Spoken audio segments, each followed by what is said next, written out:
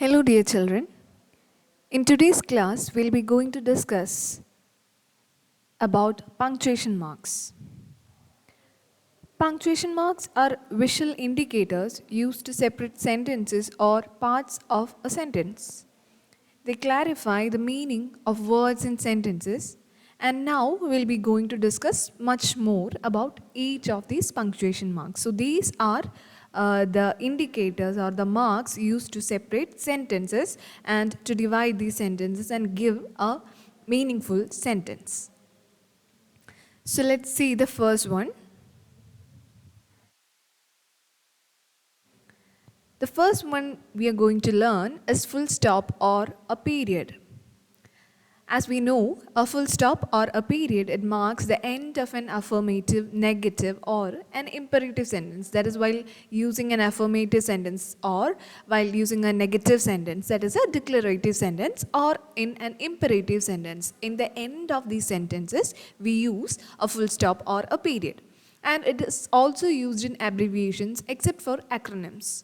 And we can see these full stops are also used in internet address. The next one is comma. It indicates an omission of a word. That is, when we need to avoid a word, instead of that, we use a comma to give the sentence a complete meaning. That is, to give the sentence a continuation. And it separates coordinate clauses in a compound sentence. In compound sentence, we had studied compound sentences, complex sentences, and simple sentences in earlier classes. So, in a compound sentence, a comma is used to separate coordinate clauses, and it also separates the subject and a long preceding phrase to give it a proper meaning. And it separates the same parts of speech used in a sentence. That is, if the same parts of speech is given more than one time or different times, that is, if the same parts of speech, for example, if a noun is used in a sentence, different nouns are used in a sentence nearby, the comma is the punctuation mark that separates these nouns. And it is also used and it also separates parenthetical ideas from the core ideas. To separate the core ideas from the other ideas, a comma is used. It also separates two or more nouns in apposition. That is, when we use similar parts of speech, to separate these parts of speech, we use comma. And dash, it emphasizes an anticipated idea. That is, it gives more focus to the idea, and it separates an expression from the rest of the sentence. It's almost like a hyphen, or like how a comma is used. It separates the expression from the rest of the sentence, and it is used after a colon to indicate something that follows.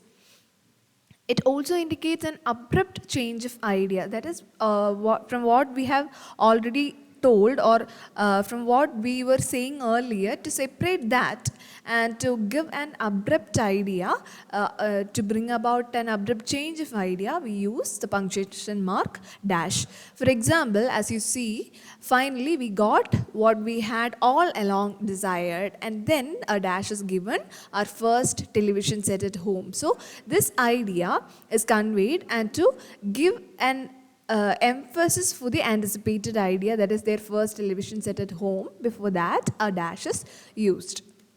The next one is a hyphen.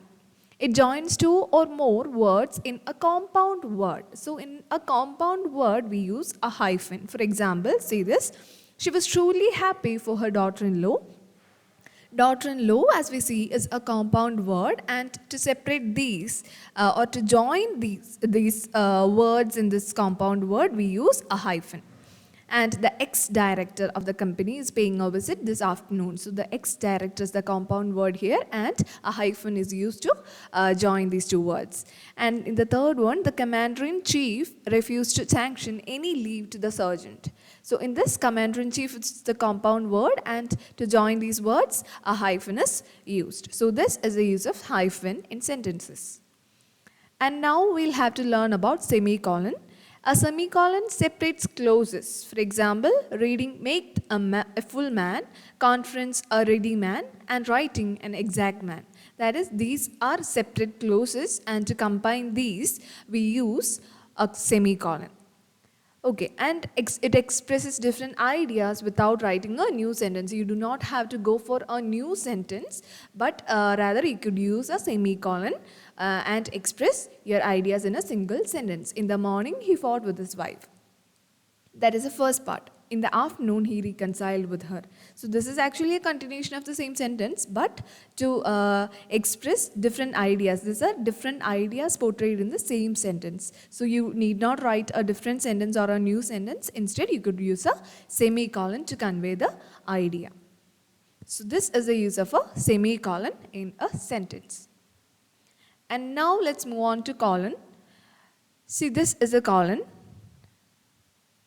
and it lists examples and enumeration. So for this, following are the examples of parts of speech: noun, pronoun, adjective, adverb, etc. So these are the uses of comma. As we said earlier, to differentiate these words: noun, pronoun, adjective, adverb. We have used a comma to separate these, and to list these parts of speech, we have used a colon before that. And now, single inverted commas. You might be familiar with single inverted commas. It is used to cite a quotation within another quotation. That is, we are already mentioning a quotation, and if we have to mention another one in between that, we can use a single inverted comma. That is, for example, what sort of movie was that? So loud and so pompous, felt she.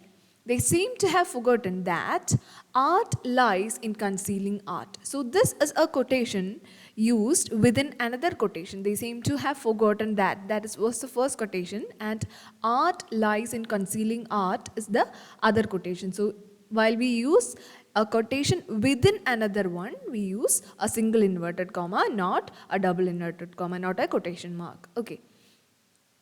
And double inverted commas, like we said in the earlier one, it's single inverted commas and double inverted commas. They are used to quote exact words of a person being quoted. That is, if we say a sentence exactly as a person says it, we use double inverted commas. For example, he said, "You are my friend."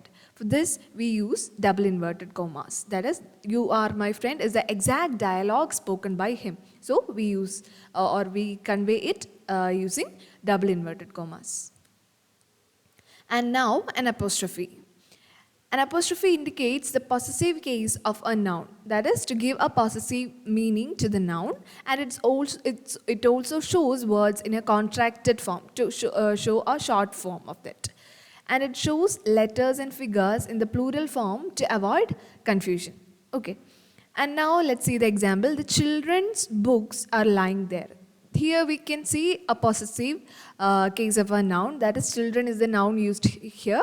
We have to provide the meaning that the books there are of the children. So to give the meaning, we have used a apostrophe. The children's books are lying there. And like in contracted form, we could say that we use the terms its, or like his, not his. He is. That is, he apostrophe s. So we use it to convey the meaning he is. Okay. So in such form, that is in the contracted form, we use apostrophe. And now, the next one is parenthesis. It is an indicate and or it indicates an afterthought by introducing words, phrases, or a clause. That is, while saying a sentence or while conveying an idea, if we have to say something in between that, not in the main sentence, we could use a parenthesis. That is, the great man. This is how he seen to be in the area. That is given in parenthesis. That is, this thing we do not include in the main sentence, but we have to convey this idea too. So we could use a parenthesis. So the great man is reported to have killed his wife. This is a main sentence. About the great man, he is known to be in the area as a great man. That is the idea conveyed using this parenthesis. Okay, I hope it's clear. And the next one is a question mark. You do not need to be lectured about a question mark. It's you know that it's used after a direct question or a question tag. That is a tag question. Do you understand what I say? So this, in the end of a question, you use a question mark. It could also be a tag question. You'll have to remember that too. And an exclamation mark, as we all know, we studied in the type of sentences like exclamatory sentences. So the exclamation mark is used in phrases and sentences that express sudden, strong emotion or a wish. May you live long.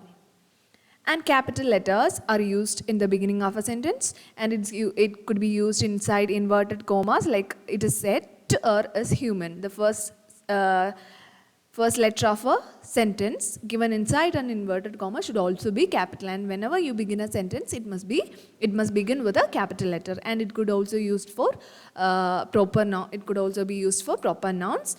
And for the names of festivals, days, weeks, months, and events also, you could use a capital letter at the beginning of the word. And it is also used to mark important words in a title. And for the word God and the pronouns, replacing it. That is, if we mean God and we use the word He to represent God, that H of the word He should be used in or should be in capital letter. And in words of exclamations, we use a capital letter. And the pronoun I, the personal pronoun I, is always capitalized. You need not check whether it's like the occasion is correct or not. Wherever you use the personal pronoun I, it is always capitalized. So these are the main points you'll have to learn about punctuation marks. I hope it's clear. So thank you.